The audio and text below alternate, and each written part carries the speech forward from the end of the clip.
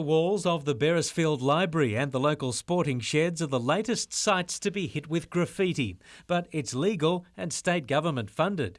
I learned how to use a can of spray paint and draw with it. My mum was alright, but she said not to go on to my bedroom and do all the walls. My dad said to me that one of his friends does trains and he said he's going to try and sign me up for that, and I feel scared because I don't want to spray paint trains just yet. A $15,000 grant has allowed the two councils to hire former illegal graffiti artists to teach the kids, and while some of the parents aren't so sure about the scheme, the classes have uncovered some real talent. In this style, there's not that many girls, so we had a whole group of girls, and one of the girls in my group was quite good. She learnt how to cut back. It was really quite difficult, and she did it quite well. So we see buildings that can be damaged or vandalised, and this is a way to say to young people, we know you've got talents, let's turn them to good use. Paul Lobb, NBN News.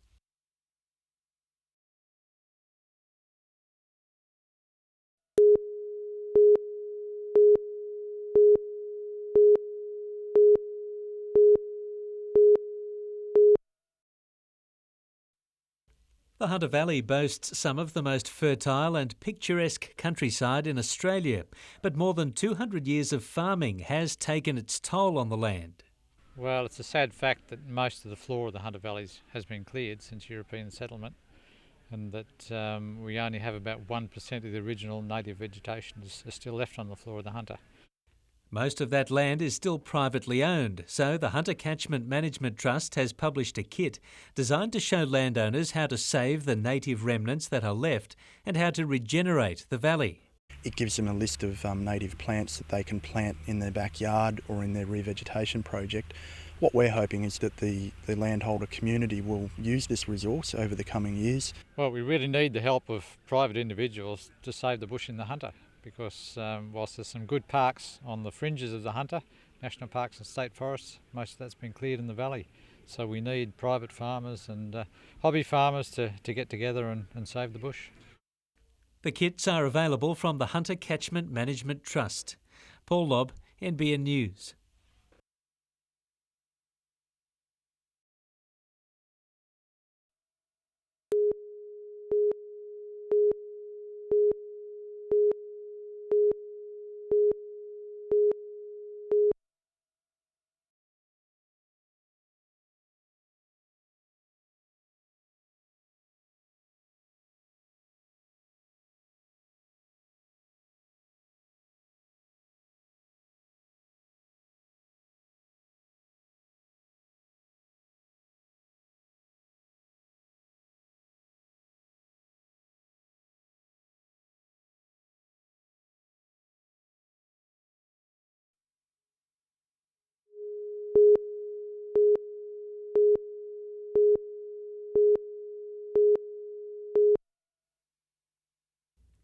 Dr. Archie Kalakarinas has spent decades studying the benefits of vitamin C. He's even written books on the subject.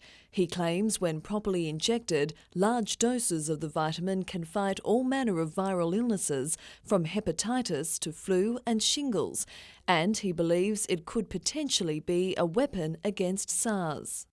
Although I haven't personally treated a patient with the SARS virus, it should at least be tried. While many in the medical community are sceptical about the use of vitamin C, Dr. Kalakarinas says there is evidence from around the world that it works. He claims it's failed to find popularity because there's no money in it. Now, as the SARS epidemic continues to claim lives, the doctor and several other colleagues are calling for the vitamin treatment to be trialled. But I'd be very, very surprised if it didn't work, and it's perfectly safe. It is easy to administer. It is relatively cheap compared to other forms of treatment. It should be used. The Office of the Commonwealth Chief Medical Officer, which is coordinating Australia's response to the SARS crisis, wouldn't comment today on the vitamin C claims, saying it'd need to see more evidence. Natasha Bayersdorf, NBN News.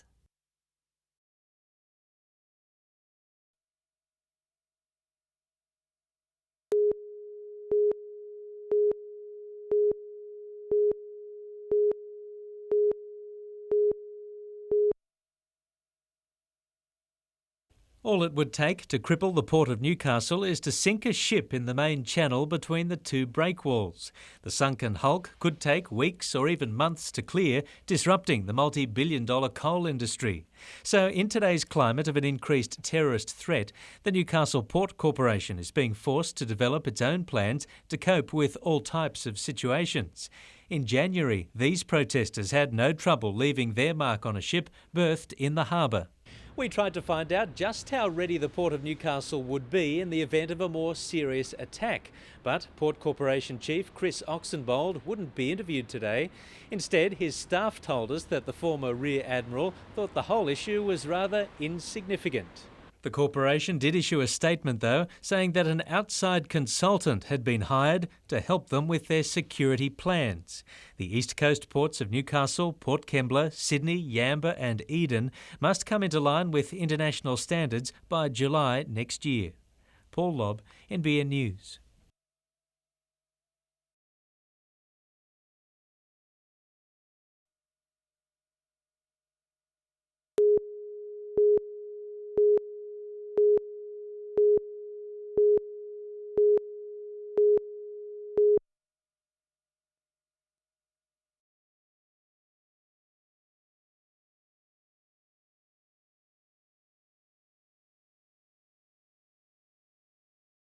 It goes, in the case of physics, from a decline of typically 20% the year before to an increase of 20% the year after, so it's turned around by 40% in 1 year.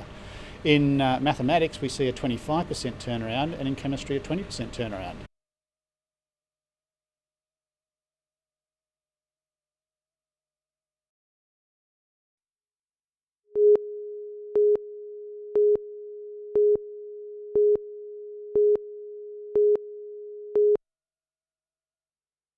It's a surf school with a difference, and these 5 teenagers are the first ever graduates. Every Monday they travelled from Windale to Enna Bay to learn expert tips on surfing, but the big picture was about reducing crime. I wanted to do something, get out of the house instead of just staying around the neighbourhood. Kept me out of trouble with the police and stuff like that. I'd rather go out and surf than go out and hang out in the street. The surf school was organised by Lake Macquarie's PCYC and involved teenagers who were at risk of being involved in crime. Everyone who graduated today received a surfboard, but a new one was given to 14-year-old Sky, who was the overall winner. First of all, when I started, I didn't have no confidence in myself, but now that I've actually stood up, I've got confidence. But to help other teenagers achieve the same results, the PCYC needs more funding. It's holding a charity golf day at Belmont next Monday, so the program can run next summer. And as for 14-year-old Michael, being involved with crime is the last thing he'll have time for. He's now got other priorities. Because I'll be out surfing. Lyndall Derrig, NBN News.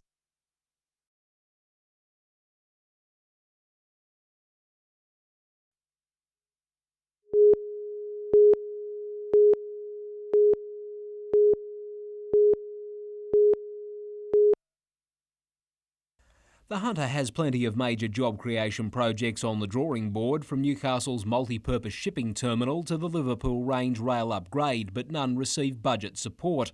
Business Chamber President Paul Murphy says it was one of several blows. Our unemployment levels are high, and the government's got to be doing something about it, because the people do look to the national or federal government to recognise the fact of unemployment issues. And small business, of course, what did they get out of it? Absolutely nothing, and we're still out there collecting the taxes for the government.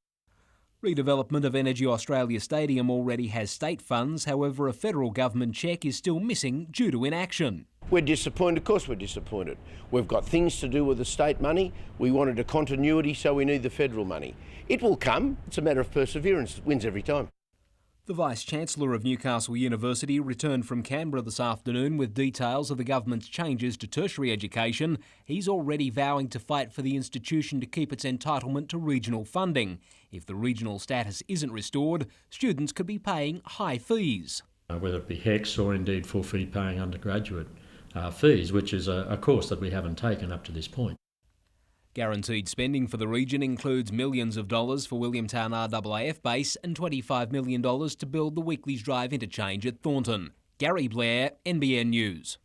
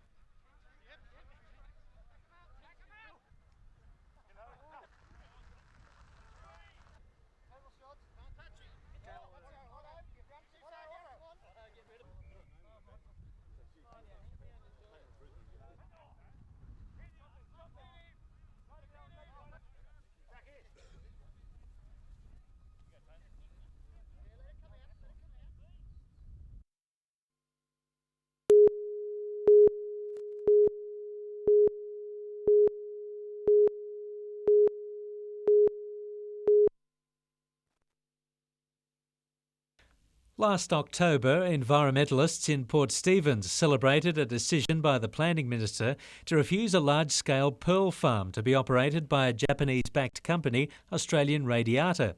The locals argued the underwater racks would endanger whales and dolphins and be a navigation hazard. Since then, the company has been harvesting its trial crop of valuable Akoya pearls, with 50,000 harvested today and 170,000 still submerged. But also steadily growing are plans by the company, now known as Port Stephens Pearls, to refloat its pearl farm proposal. We are actually looking on that line. We've discussed in that area with various bodies, including fisheries and planning, etc. The company remains cagey about its plans, but director Ian Burt says the Japanese financiers have already invested $4 million and don't plan on walking away. It could have involved so much employment in the area. It could have brought wealth into the area. I think it's just sort of unfortunate that it was a community thing that misguidance and misunderstood. A new proposal will be released within weeks. Paul Lobb, NBN News.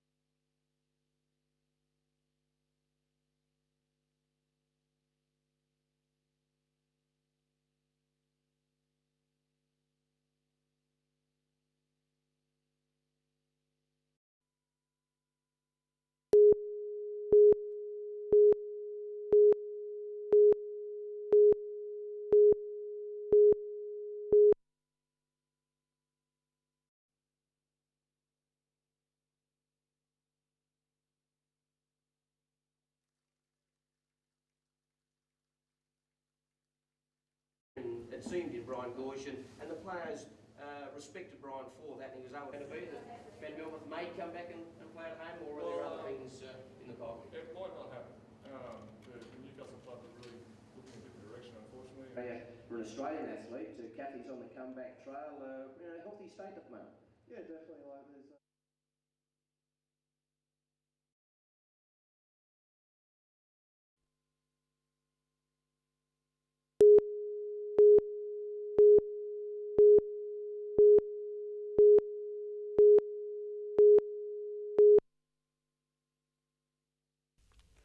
To the residents of Namoy Tower in Hamilton South residential complex, their neighbours are also friends. And in the spirit of friendship and community, they've banded together to build a fruit and veggie garden. Our building, Namoy, is more for over 55s and for disabled. And so some of these people cannot get out. And so for them to even look over their balconies at the gardens, it's just a pleasure for them. Back in February, the residents came up with the idea of greening the vacant block which stands beside the 6-storey tower. Armed with a $2,500 grant from the Department of Housing and sleepers donated by State Rail, the group started building a raised garden. Now all they needed was 7,800 newspapers to form the base of the garden beds. Our news agents from Hassel Street here, he contributed probably about 7,000 of them for us, and then plus people in the building and friends and relatives. And there's no stopping the residents now. They've made more plans to expand the garden and the nearby orchard. Tanya Carlisle, NBN News.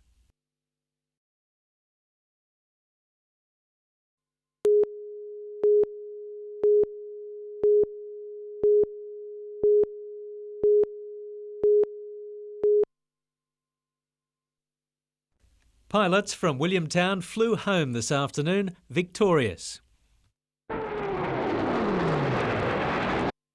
Part of the coalition forces charged with disarming Saddam's regime, the Australians clocked up more than 2,000 hours airtime, including 350 combat sorties over Iraq, all without sustaining as much as a scratch. But the best touchdown of all was reserved for this afternoon, with family and friends eagerly waiting on the tarmac to see their boys home safely. We're very happy, just 20 kilometres away, to get down and see the beaches and the runway and know that it's all coming to an end. So it's just fantastic. It was an emotional end to a 3-month chapter in RAF history, the first combat deployment of Aussie fighter jets since the Korean War half a century ago. We tried to maintain air superiority early on in the war, and then we went through to supporting the troops on the ground by dropping weapons on some of the Iraqi divisions. And then the war ended up pretty quick for the ground force, which was good. Last night, a larger jet shadowed the runway as 45 personnel returned home from Tyndall Air Base in the Northern Territory. Some travelled with their families who'd been flown north for yesterday's official reception by the Prime Minister. The tears flowed as loved ones were reunited with their wartime heroes. It was, a whole range of emotions all the way through. And we're very fortunate to be part of it, and we're very fortunate it went well and everyone came home safe. Paul Lobb, NBN News.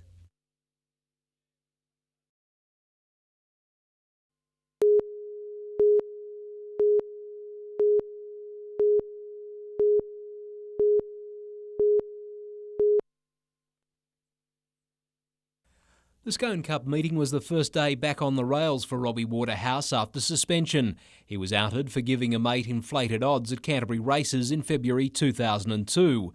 With his future likely to be decided next month, Robbie was happy to talk about being back in Scone rather than what may lay ahead. Yes, I worked Scone years ago and I worked here last year and I've always enjoyed coming here.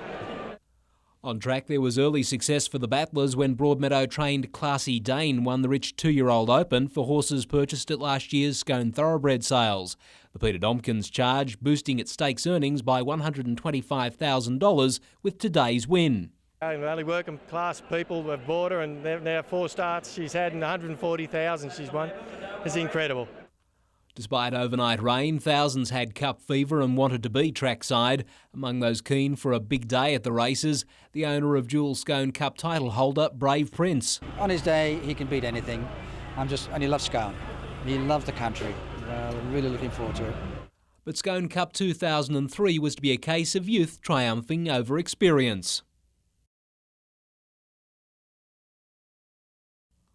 Wyong prepared full-on Magic paying $14.30 and $4.70, Make Me a Miracle $2.50 and Kerouac $30.70. The trifecta paid $12,027.60. Gary Blair, NBN News.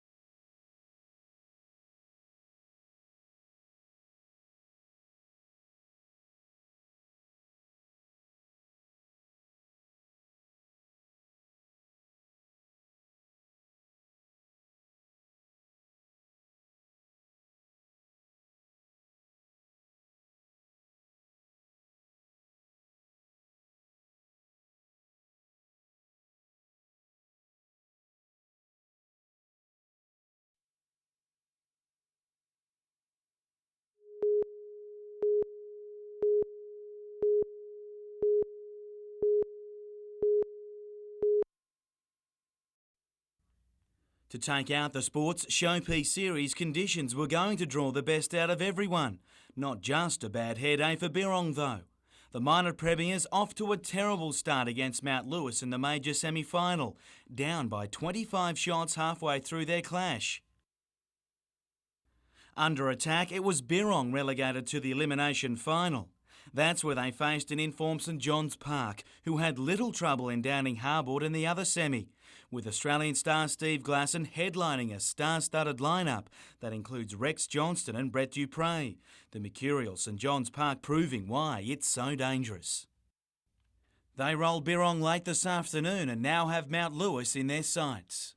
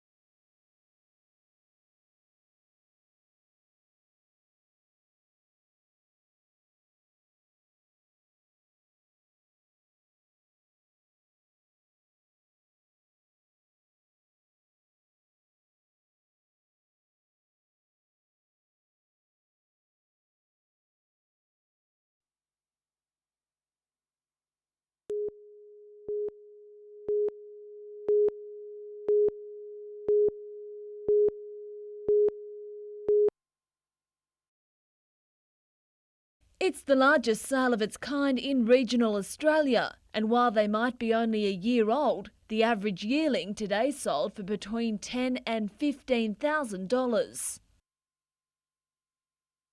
Many buyers were lured to Scone for a chance to pick up some top racing blood. One of the leading 3 centres in the world for the best bred horses, so it's internationally known, and there's a lot of very good yearlings in the sale today. It was also the last such sale for the year, drawing trainers from as far away as New Zealand. It's been an expensive year for thoroughbred breeders. The drought has forced many to hand feed their stock. There's also been a slight decrease in the number of country buyers. Only horses bought at today's sale can compete at the Inglis Challenge at next year's Scone Cup, as well as a $1 million race in Sydney. Lyndall Derrick, NBN News.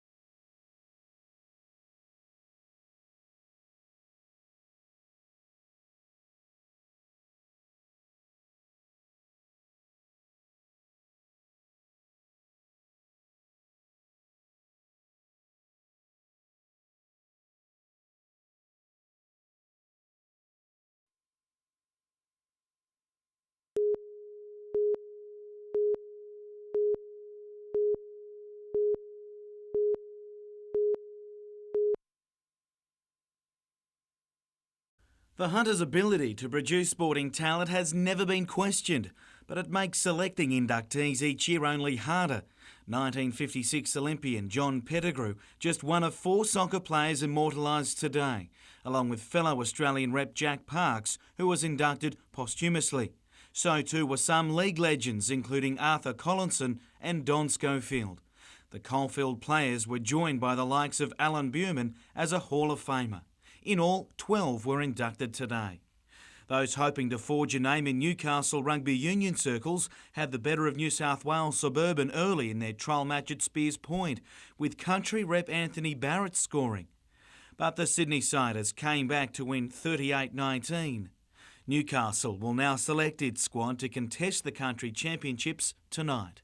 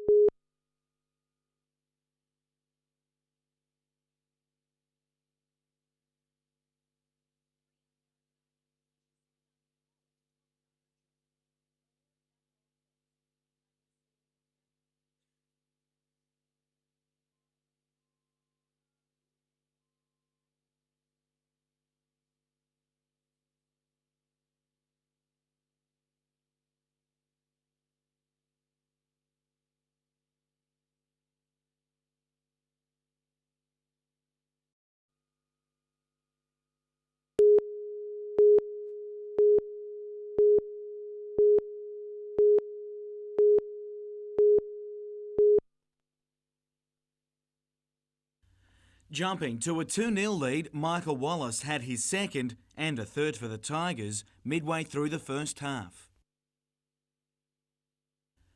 From there, Maitland never really recovered despite Sean Kelly's attempt. Adam Richardson did find the net twice for the visitors, but the Tigers got home by 2. Another away fixture for Newcastle in the Country Rugby League Championship, with their semi-final against the North Coast to be played around halfway between the two this weekend at Foster. Newcastle racked up more than 50 points in eliminating Northern Division at the weekend in Tamworth. At home, Souths will play Lakes tomorrow night in a Newcastle Rugby League catch-up game at Carl Oval. Round 2 of Group 21 Rugby League wasn't kind for Muswellbrook, while Scone beat Singleton. It's been confirmed that Newcastle United striker Joel Griffiths has played his last game for the club after returning from Switzerland with a 3-year deal with National Amex. Injury will prevent him from playing United's final home match against Perth, while he leaves in a month for his new European base. His new Swiss club is currently running second in Division 1 and has qualified for the UEFA Cup. Meanwhile, the Supporters Club yesterday named Travis Dodd and Tom Liberson as their Players of the Year. And with almost a full round washed out at the weekend, the backlog of games in the NBN Soccer League will be eased on Wednesday night with 2 catch-up fixtures scheduled.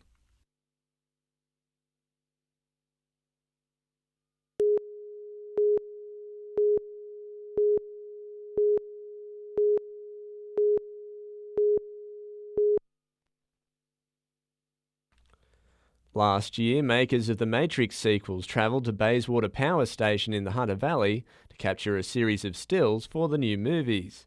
Now, using the fee from its moment in the spotlight and a charity screening in Singleton, Macquarie Generation has helped raise a hefty sum for the town's Cancer Appeal Committee. A combination of the 150 people that attended and the proceeds from those sales and the proceeds from filming made a $10,000 contribution to the Singleton Cancer Appeal.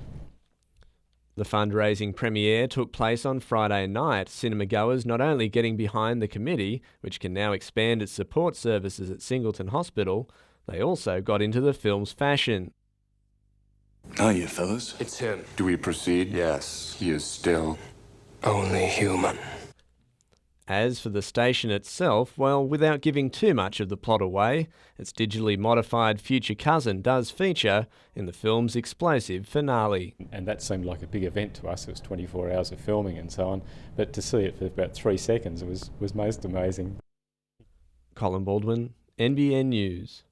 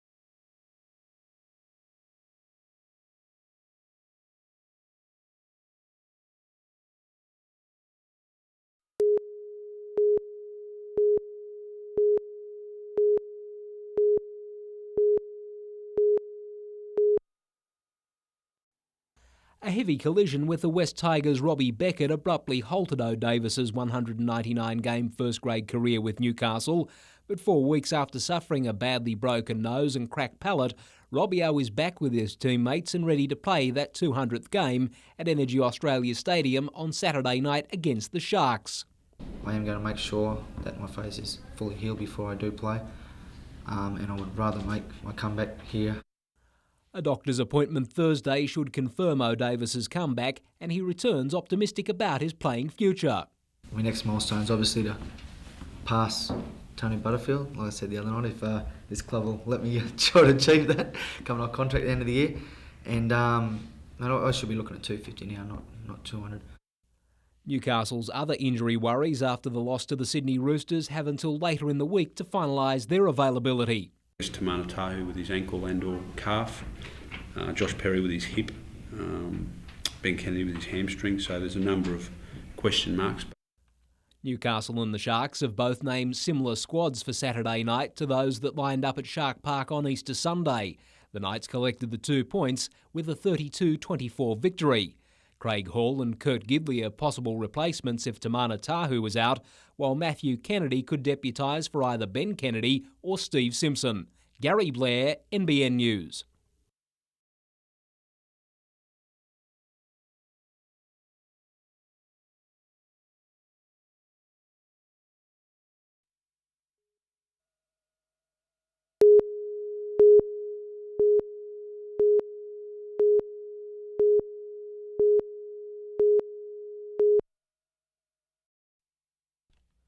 A solemn prelude to last night's catch-up match at Carl Oval, with Lakes pausing to remember their late long-term trainer, Kerry Shields. After the kick-off, the Seagulls soared into action, winger Chris Hall chasing down an Adam Cullen grubber amid some confusion over the touchline. Fortune smiled again soon after, with Matthew Stidolf collecting his own kick and Brett Murphy eventually putting his team 12 in front. Hugh Ryan dove across in the corner before Chris Hall showed plenty of speed again to grab his second with a marathon run. The pair combining to send Lakes to the break with an unbeatable 28-0 lead, the pass proving luck just wasn't on the Lions' side. The win sees the Seagulls maintain fourth on the table, while 6 teams still have catch-up games to play.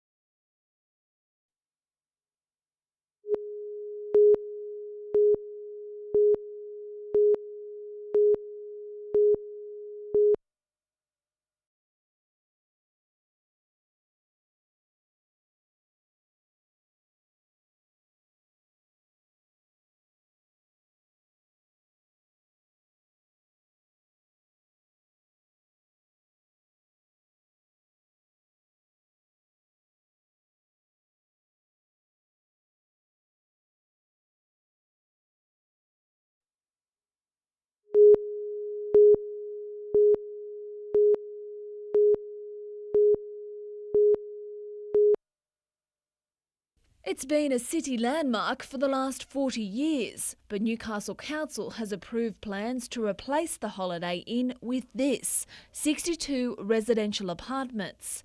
But just when the hotel will be demolished is unknown. The Intercontinental Hotel Group wants to sell the site and its plans to a developer. It's not going to happen, with a week's notice. I would imagine many months' notice before the hotel closed. We would know and the staff would know what's happening. It's hoped job losses will be kept to a minimum by transferring as many staff as possible to the Holiday Inn's sister company, the Crown Plaza. But the proposal has come under criticism from the city's Green councillors, who have argued it just erects another wall in the city, destroying the public view. However, Ian Baker insists the public will still have access through the site to the beach. The right decision was made by the majority of councillors. It's going to be a superb building that's going up there. The Lord Mayor says he'll be sorry to see the hotel go, however believes more residents will reinvigorate the inner city. Because it builds the numbers up in the inner city, that will then have a knock-on effect as far as commerce and business is concerned. Lyndall Derrig, NBN News.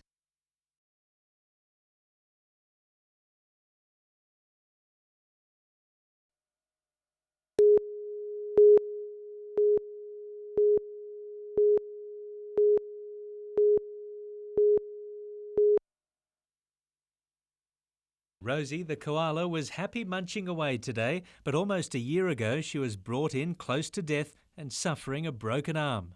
When we first saw her, she was just a little bundle of 250 grams, and she just had a light coat of hair, and she was very traumatised because her mother had just been killed on the road down here.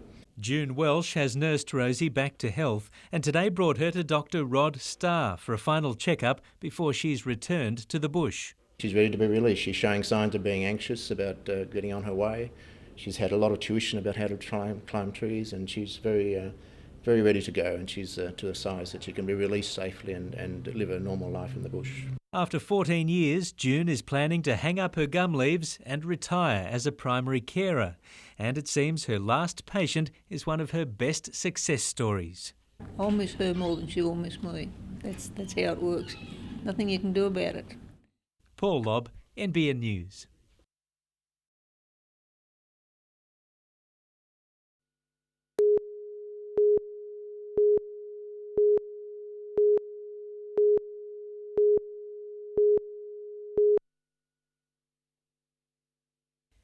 It's at this old mining site known as Heritage Park where the drama unfolded. Police were called to the park last night after receiving reports of gunshots being fired. There they found a group of people riding mountain bikes, but police say one of the men, Noel Woodbury, ran into nearby bushland. After a short chase around the Heritage Park area, the deceased has entered into the dam that's there and tried to swim away. Police say they tried to coax him out of the dam, but Mr Woodbury disappeared under the water. One of the officers swam in to retrieve him. By the time the man was brought back to shore, he had lost consciousness and had stopped breathing. Police began CPR, but unfortunately he could not be revived. Police say Mr Woodbury was in the water for less than 5 minutes. While they won't say whether or not any alcohol or drugs were involved, they've revealed he was not armed. It appears that there were no gunshots, that it was some homemade improvised explosive devices. But so far, no explosives have been found at the scene. The incident is being treated as a death in custody and a coronial inquest will be held. Lyndall Derrig, NBN News.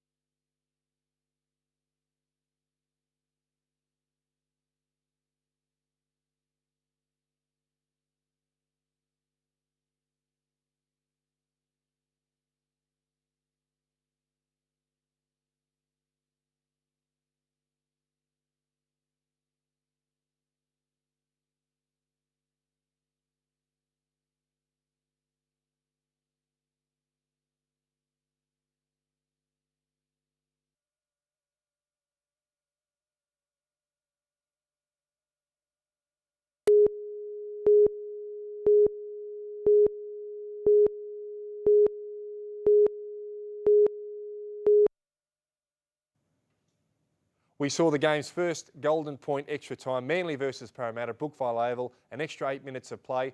The crowd went crazy and it was a terrific spectacle. There was controversy over the penalty given to Manly, which won them the game.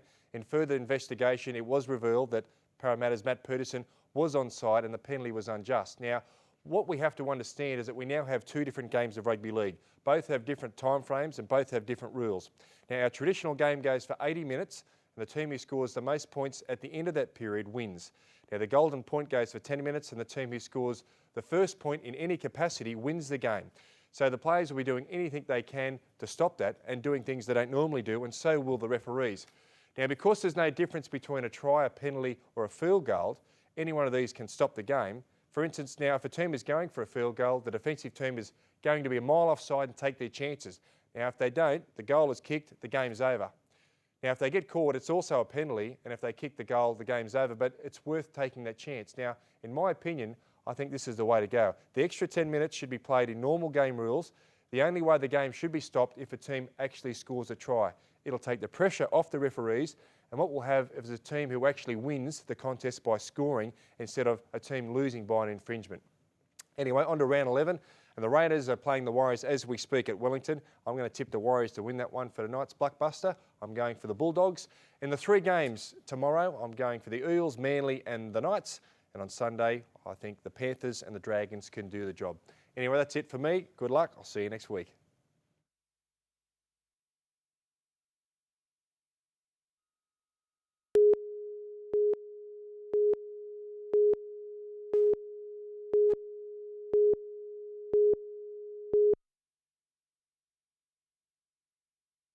It's pretty tough just getting a park at this year's Outdoors Expo at Maitland Showground.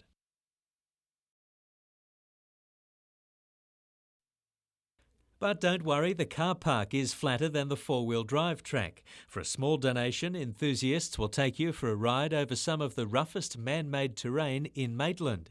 This year's show features around 130 exhibitors and caters for campers of all budgets, from a rather inexpensive tent to this comfy Mercedes-Benz camper and the $30,000 flip-top, dust-proof, waterproof and storm-resistant off-road trailer model with enough room inside for the whole family. You'll be able to wake up to a hot shower in the bush after running the water through your car engine, go for a paddle on any number of inflatable boats and kayaks, and after a busy day hiking, there's even something cheap to rest those tired cheeks on. The show runs all weekend.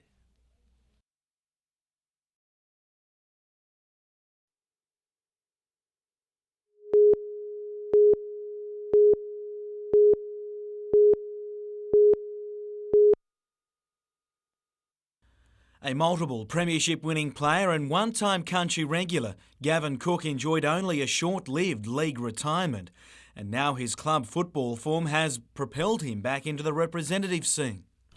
Bit shocked for getting the call up, so pretty rapt anyway when they did ring me. Newcastle play North Coast at Foster tomorrow for a spot in Country Rugby League's championship decider, and admits after losing the final last season, the chance to make amends helps fuel his return. Yeah, I haven't won a championship yet with Newcastle. It's something I wouldn't mind doing either, so it'll be good if we get there. A blow for North Coast, though, in its first semi-final appearance, with captain coach Anthony Fenton in extreme doubt for the clash. On Sunday, meanwhile, Cook will back up for his club side South Newcastle against Cessnock, where he'll face up against 5 of his rep teammates. In Newcastle on Hunter Premier Rugby action tomorrow, Old Foes Wanderers and Merriweather go head-to-head, while Maitland face a big game against Hamilton as they try to stay in touch with the top 4.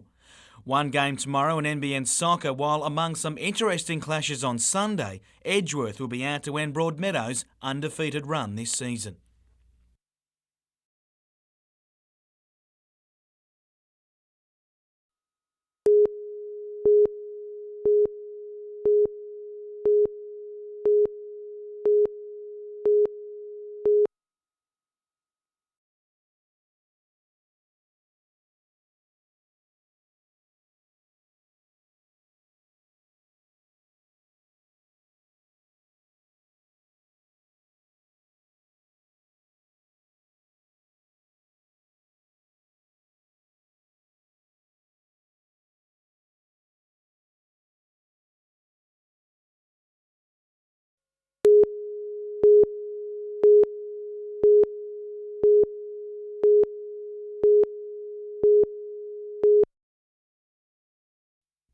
This is a site we may see a lot more of if Newcastle Airport's vision becomes a reality. Together with its new development partner, Sangreal Holdings, Newcastle Airport's CEO Julian Green today announced plans for the consortium's latest attempt to lure major operators. Called the Australian International Aerospace Centre, the proposed $80 million development includes office space, a hotel, a cargo hub, aircraft maintenance and refurbishment facilities capable of servicing Boeing 747s. What we're now doing is seeking commitments or pre-commitments from various tenants for the offices and aircraft hangars. We're endeavouring to find an operator for the on-airport hotel. Government support, location and low operating costs are all positives towards getting the proposal off the ground. But first, there's a number of hurdles to overcome, including communication services. We're still running around on 56k modems. The airport has difficulty running its communications, and I think Telstra needs to lift its game. Work on the projects can't start until necessary approvals from the Defence Force and Port Stephens Council are obtained. It'd be very silly of me to put an actual date on it, but all I can say is months. Stephen Mount, NBN News.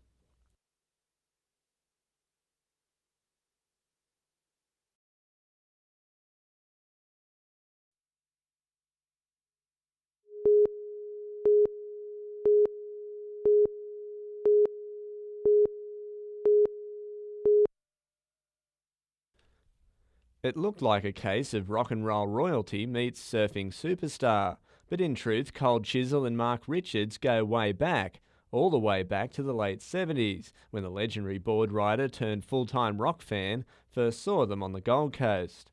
I've got all the Cold Chisel CDs, or I probably should be saying mostly vinyl in my collection. There's not too many CDs that are all vinyl, but it's great to see them here in Newcastle. He doesn't threaten to take you surfing, does he? I think he did actually, yeah, but he hasn't seen me surf, obviously. I'm threatening to get him a sing. Barnesy and his 4 bandmates arrived in town today ahead of the first In the Round style concerts on their ringside tour. And while they played in Orange on Saturday night, the intimate stage setup will only be seen here and in Sydney. The energetic frontman claims Chisel still owes Newcastle from their early starving days down south.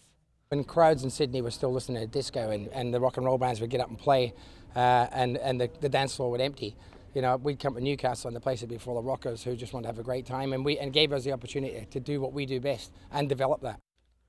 The band continues that tradition this week, basing itself in Newcastle ahead of the concerts on Friday and Saturday night, tickets for which are still on sale. I mean, even just the other night, which was like literally we were all packing, we were terrified, and it worked out fantastic. So I think it's going to be a great week. We're ready to, rock out and party. Colin Baldwin, NBN News.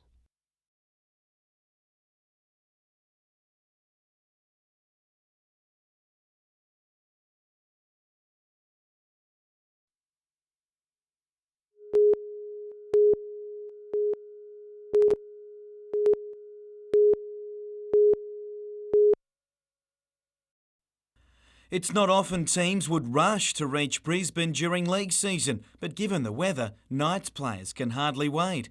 Time is running out though for Tamana Tahu, who is battling a calf strain in order to play a match vital for his State of Origin selection. Just to impress Gus and the New South Wales selectors, I have to play against this Brisbane side. It's nearly virtually just playing against the Queensland side. He was named in the 18-man squad that will leave for Brisbane on Saturday, with Steve Simpson and Sean Rudder also fine to make the trip north as well. On the fringe of the top 8 after losing their last 2, the Knights face a white-hot Broncos at their new stadium, knowing they've never beaten Brisbane north of the border. Their points not lost on the coach, who actually played in the last NRL game at the Old Lang Park back in 1992. We just got to get our head around this week and playing a game of footy in Brisbane. It's also not the sort of week for off-field distraction, and with his 200th game approaching, Andrew Johns is happy to head north with little fanfare. He's been an integral part of our football team for over a decade, so I'm sure he'll save something special for that on Sunday. As workers hastily finish off Suncorp Stadium's redevelopment, hooker Richard Swain also races the clock to play the Knights after his ankle injury. Jim Callanan, NBN News.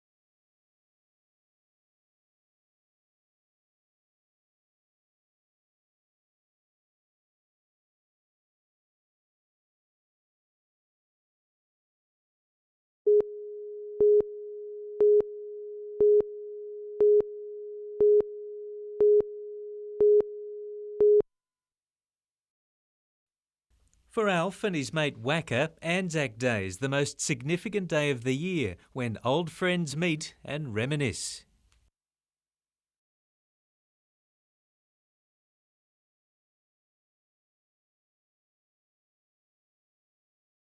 Max Cullen plays the drunken Alf with Ron Hadrick as his mate Wacker, but it's Wacker's son Huey, played by Nathaniel Dean, who doesn't believe in the day and its seemingly farcical celebrations.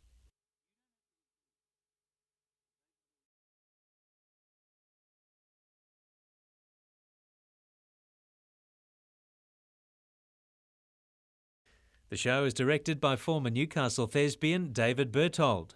On the committee of that first Adelaide Festival of the Arts, there were two quite high-ranking officers of the RSL, and it was their actions that had the play banned.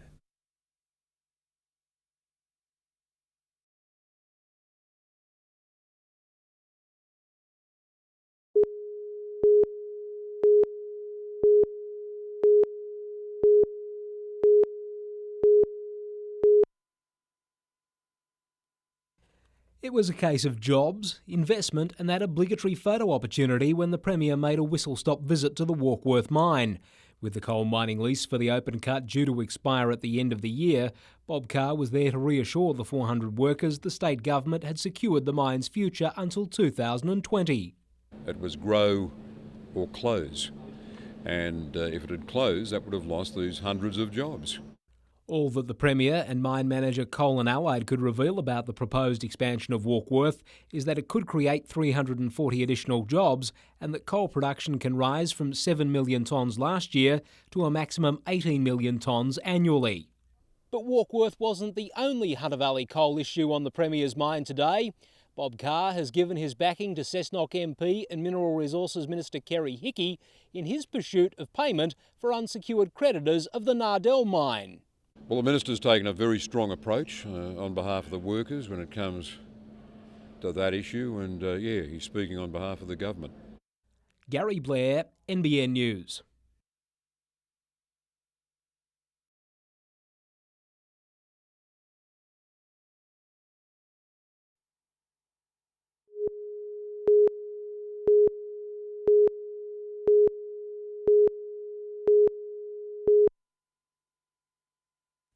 The 19-year-old driver of this VN Commodore station wagon was approaching the southern intersection of the Charlestown bypass around 1 a.m. when he lost control, slamming into a traffic light pole. The car broke up on impact, throwing a 23-year-old Windale man from the front seat. He's tonight in hospital in a serious but stable condition. A 24-year-old Cardiff man was trapped in the rear seat of the wreckage. Rescue crews took more than an hour to release him. He underwent emergency surgery and remains in a critical condition. The driver, however, was released from hospital overnight with minor injuries. Police say alcohol was a factor. It's the first major accident on the Charlestown bypass since it was opened in March. The RTA is now conducting an investigation of the intersection and is looking into the possibility of placing safety barriers around traffic hazards. Meanwhile, police have identified a man who died overnight after he was struck by a utility late yesterday on Industrial Drive at Tyes Hill. 46-year-old Roderick Longhurst from Newcastle was walking along a median strip when he overbalanced and fell into the path of oncoming traffic. Stephen Mount, NBN News.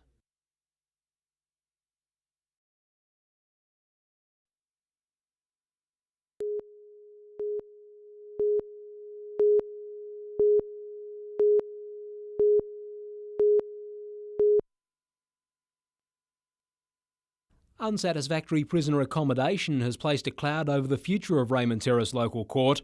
The Chief Magistrate had planned to suspend sittings until holding cells at the neighbouring police station were upgraded, which sparked fears the doors of the court could close permanently. Port Stephens Council was so concerned it wanted action by the Premier. However, Bob Carr was caught flat-footed today when asked by NBN News if he'd intervene. By this afternoon, the Chief Magistrate revealed there had been a breakthrough. The halt to sittings of the local court at Raymond Terrace has now been postponed until August 22 after the state government resolved to address concerns with the holding cells. Raymond Terrace Police averted the planned June 20 closure by agreeing to continue the escort of people remanded in custody or sentenced by the court on the proviso the holding cells are now upgraded. The development has been welcomed by the Mayor of Port Stephens and the Hunter Valley Law Society. Gary Blair, NBN News.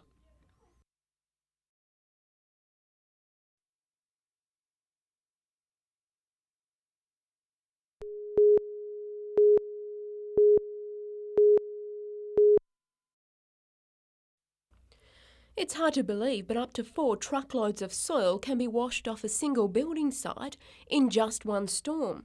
Now, Newcastle Council is trying to prevent this sediment from being washed into waterways by making a pollution warning sign at building sites compulsory. We're making it a DA condition, so it's going to be compulsory on every building site. So we don't have to rely on the motivated builder to put up the sign. We can make every builder put up the sign to remind their subcontractors and tradesmen what to do. It's a move the building industry has welcomed. We see this as being a really good step for the council to take to assist builders on the site, and just a reminder at the cutting edge, the coalface. Council says the campaign is all part of its ongoing commitment to protecting the environment. And this is a practical way of doing that. It's a practical way of saying to the community, we're concerned about that, and here's an easy way to make your contribution.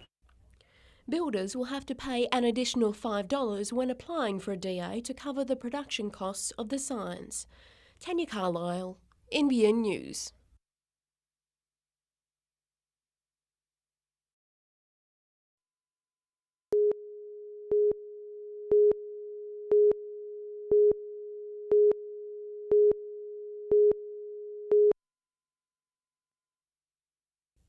Both Cessnock raised, the homegrown halves, Kane Bradley and Troy Peterson, honed their skills on the sports ground and lead the Goannas here every other weekend. Tomorrow, though, will be something special, with a country title the prize. Mate, it'll be huge, like to have a few family and friends around, playing a country divisional final and playing against a good side, which should be a really good game. At 23, Bradley didn't rate himself much of a chance to represent Newcastle this season, but he's now only a game away from a possible country jumper. However, he says the championship is his first priority. There's a lot of players that have played Newcastle League and not walked away with a country championship, and if we win the country championships and a country jumper comes along, well, that'd be great. One of the league's most consistent players since his return to Newcastle competition in 1997, this is only Peterson's first year at representative level. It's just a reflection of our form this year, we've been going really well and Smiles has been doing a great job, and it's good to get, 6 guys in the side. After last weekend's scare against the North Coast, Newcastle will be looking for a consistent 80 minutes to make up for last year's finals disappointment. All Newcastle competition games have been moved to Sunday, with the match at Harker Oval sure to be the one to watch.